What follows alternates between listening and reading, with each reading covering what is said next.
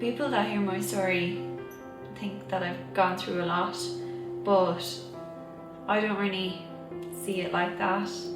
You know, I think that's just life. My name is Moya, I'm 17, I'm in 5th year in school and I'm from Trim, County Meath. There was a lot of different reasons that I could have been limping, and obviously, you know, your hip falling out of place isn't really the first thing you think about. So I went to Winter Wonderland with my friend and I was getting off a ride and I felt it kind of really tug, and that's when I knew there was something really wrong, because once I got off the ride then I could barely walk. When I got to the hospital, they told us that it was 80% off the bone, and so that's the worst. It was a grade 3 SUFI, and that's the worst grade that there is.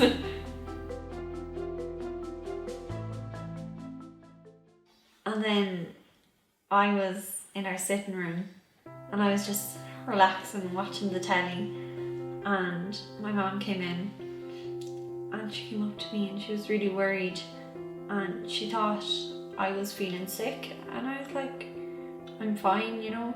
And she was feeling my forehead and getting everyone to come and look at me to see if they thought I looked red or sick or something. That's when they found out that I was infected with MRSA, and that's how I ended up 6 weeks in hospital. I was put in isolation on the ward. It was horrible, and you know, there's days that I don't really remember. That's when I found out that I had scoliosis, and that was just really a shock to the system, because obviously we didn't know anything about it. It was hard to believe after having the extensive hip surgery that then I was going to have to face in scoliosis surgery and treatment for that. Luckily, one day we got the call saying that there was a cancellation. I had a few days to prepare for my surgery. They put 2 rods and 23 screws in my back to straighten me up. Even before I was diagnosed with scoliosis, I really loved to swim, and so when they recommended it as part of the rehab after the surgery, I was delighted to be able to get back in the water. About 9 months after I had my surgery, the swimming group was approached by another group called Kilimanjaro Achievers, and they were looking for teenagers to train them up and bring them up to Mount Kilimanjaro in Tanzania. We all thought it would be a great experience, especially after what we'd been through.